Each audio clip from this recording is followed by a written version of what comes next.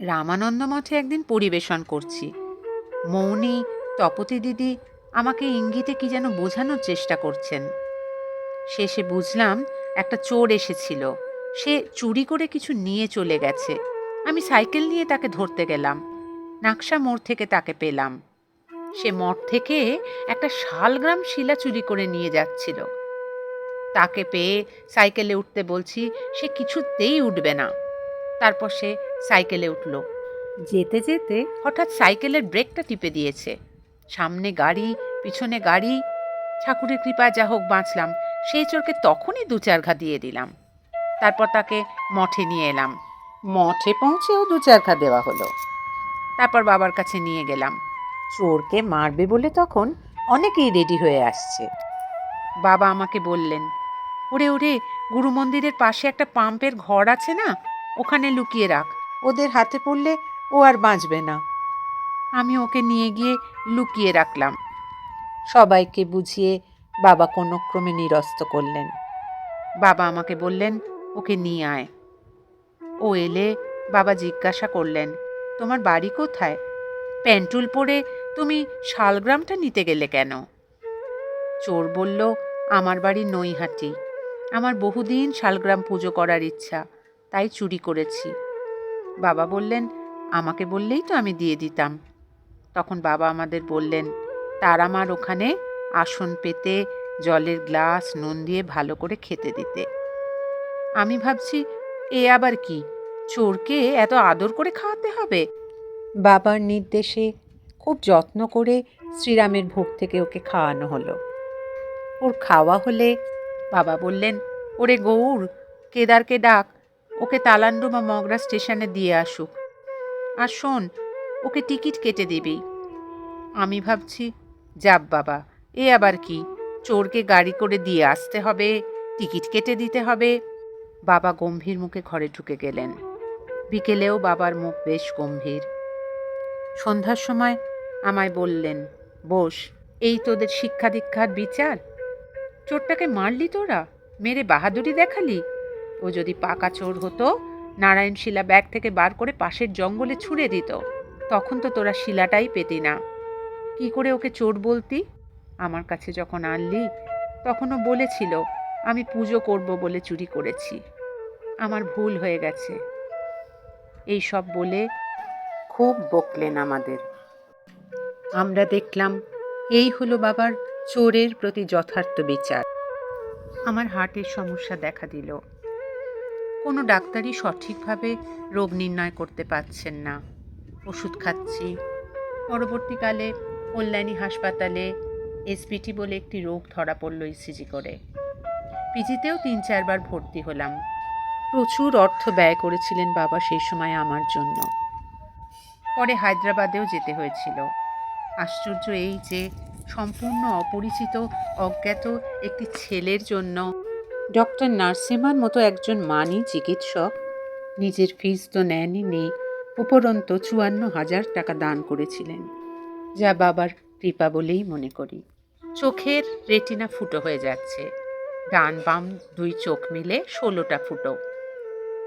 ডাক্তাররা বলছে 100 ভাগ অন্ধত্বের দিকে যাবে।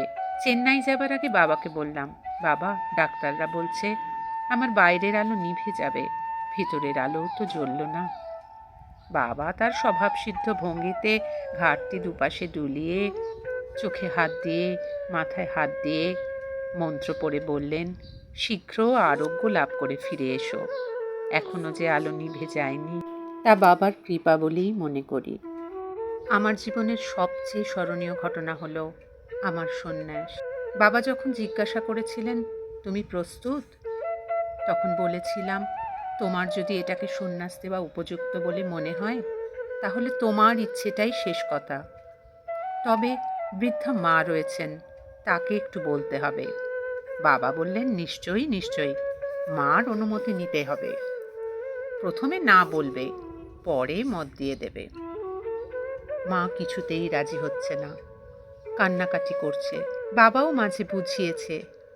সন্ন্যাসের আগের দিন আমি গেলাম, তখনও জানি না শেষমেশ কি দাঁড়াবে। পরের দিন বাবা বললেন, যত আত্মীয় স্বজন এসেছে সবাই তাদের পূর্বাশ্রমের আত্মীয়দের সঙ্গে ছবি টবি তুলে নাও। এর মধ্যেই বাবা বলছেন, নিমাইয়ের মাকে ডাকো তো। মাকে নিয়ে ছবিও তোলা হয়ে গেল। মা এবার খুব কাঁদতে কাঁদতে আমাকে বললেন, তুই সন্ন্যাস নেবার অনুমতি চেয়েছিলি না? আমি তোকে অনুমতি দিলাম। তখনও মা খুব কাঁদছে। হঠাৎ বাবা রাগের মূর্তি ধারণ করলেন।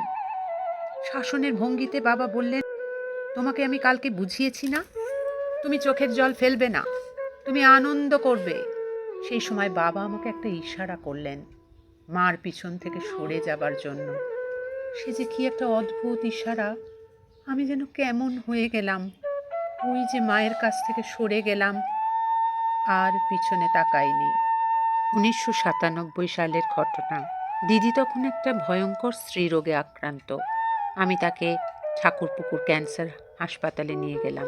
3 জন বিশেষজ্ঞ ডাক্তার দেখে বললেন, ক্যান্সারের লাস্ট স্টেজ। পরের দিন ভর্তির জন্য নার্সিংহোমে নিয়ে যাওয়া হলো। নার্সিংহোমের ডাক্তার মুখার্জি বললেন, এখানে কোনো ট্রিটমেন্ট নেই, শুধু রক্ত দিতে হবে আর ব্যথার ওষুধ খাওয়াতে হবে। শুধু শুধু এখানে ভর্তি রাখবে কেন? দিদিকে কোলে করে উপর থেকে নামাচ্ছি গাড়িতে তুলব বলে। তখন ডাক্তার মুখার্জি হঠাৎ লোক পাঠিয়ে বললেন, দিদিকে ভর্তি করতে। ভর্তি করলাম। কয়েকদিনের মধ্যেই বাবার মৌন ভাঙবে। মৌনের মধ্যেই বাবাকে সব জানিয়েছি। বাবার মৌন ভাঙল। বাবা দিদিকে দেখে মাথায় হাত দিয়ে চলে গেলেন। ঠাকুরপুকুরে বায়োপসি করতে দিয়েছি। 15 দিন পর রিপোর্ট দেবে। প্রায় 2 সপ্তাহ দিদিকে নার্সিংহোমে রাখলাম। রক্ত দেওয়া হচ্ছে, আশপাশ থেকে রক্ত জোগাড় করা হচ্ছে। কঠিন অবস্থা, অর্থ সংকট প্রচণ্ড। দিদি প্রায় মৃত্যুর মুখে, নানা উপসর্গ দেখা দিচ্ছে। একদিন রাম মন্দিরের নিচে বাবা বসে আছেন। বাবার পা ধরে খুব কাঁদছি। বাবা কিচ্ছু বললেন না। আশ্চর্যজনকভাবে বায়োপসি রিপোর্ট ভালো এসেছে। কোথাও ক্যান্সারের লক্ষণ নেই। যেদিন অপারেশন হবে তার আগের দিনের ঘটনা। আমি নার্সিংহোমে গেছি। অরূপদা বলে সেখানকার একজন আমায় বললেন, কি ব্যাপার বলো তো? তোমার দিদির ঘর থেকে একটা সুগন্ধ পাওয়া যাচ্ছে। কিসের সুগন্ধ তা কেউ বুঝতে পারছে না। দিদিও বলল, জানিস তো, সবাই বলছে ঘরটা থেকে সুন্দর গন্ধ পাওয়া যাচ্ছে। পরের দিন ভোরবেলা অপারেশন হয়ে গেল। রিপোর্ট এলে দেখা গেল ক্যান্সারের কোনো লক্ষণ নেই, অ্যানিমিয়া আছে। ডাক্তার বললেন তাজা রক্ত দিতে হবে। তাজা রক্ত দেওয়া শুরু হতে দিদি ধীরে ধীরে সুস্থ হতে শুরু করলো। যেখানে ঠাকুরপুকুর ক্যান্সার হাসপাতালে 3 জন বিশেষজ্ঞ বলেছিল থার্ড স্টেজ, কিছু করার নেই, বাবার অলৌকিক কৃপায় ক্যান্সার সেরে গিয়ে সামান্য অ্যানিমিয়া রক্তাল্পতায় দাঁড়ালো সেটি। দিদি সুস্থ হলে দিদি আর জামাইবাবুকে নিয়ে গেছি বাবার কাছে প্রণাম করাতে। বলছি, বাবা, দিদি এবার বাড়ি ফিরে যাবে। বাবা হু হু করে হেসে বললেন, মা সুস্থ হয়ে গেছে, এবার তার সংসারে তো ফিরে যেতে হবে। বাবাকে বললাম, আমার যে কি কষ্ট হতো বাবা, কি দুঃখ হতো, কত হা উতাস করতাম, কাউকে বলতে পারতাম না। বাবা বললেন, শোনো, সেদিন যখন গরম গরম চোখের জল আমার পায়ে পড়েছিল, তুমি কি ভেবেছিলে আমি বুঝতে পারিনি? আজ তো তোমার আনন্দের দিন, দিদি ফিরে যাচ্ছে। বারলেই আমার পট্টাভিষেক হয়ে গেল। পরবর্তীকালে ত্রিবেণী আশ্রমের দায়িত্বও বাবা দেন। বলেছিলেন, ত্রিবেণী আমার সাধন ক্ষেত্র, সেটা নষ্ট হয়ে যাচ্ছে, এটার খুব কষ্ট হচ্ছে, তুই ওখানকার দায়িত্বটা নিবি? নে না। বললাম, সন্ন্যাস হয়ে গেছে, যেখানে পাঠাবে সেখানেই যাব। আমাকে জড়িয়ে ধরে বাবা খুব আনন্দ করলেন। বললেন, আমি জানি তুই এ কথা বলবি। সে বছরই বাবা মৌনতে এসে অসুস্থ হয়ে নার্সিংহোমে ভর্তি হলেন। এদিকে শিবের পুনঃপ্রতিষ্ঠা হওয়ার কথা।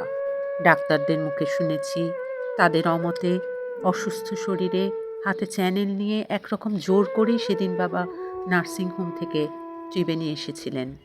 শিবের মাথায় জল ঢেলে করেছিলেন শিব পূজা। পরের বার বাবা আমাকে বললেন, তুই এবার ত্রিবেণীতে মৌনে বস, জনার্দন বাবাও মৌন নিয়ে থাকবে তোর সঙ্গে। মৌনে বসার আগে অনুমতি প্রার্থনা করলাম। বাবা বললেন, প্রদীপ জ্বালিয়ে রাখো, যেন নিভে যায় না। মুক্তবেণী ত্রিবেণীতে অতীতে সাধু মহাত্মারা কল্পবাসে থেকে ধ্যান তপস্যায় মগ্ন থাকতেন। শ্রী শ্রী ঠাকুর সেই লুপ্তপ্রায় ধারার পুনঃপ্রবর্তন করেছিলেন এই ত্রিবেণীর কল্পবাসে। সেই ধারা যেন অব্যাহত থাকে, এটাই ছিল বাবার নির্দেশ।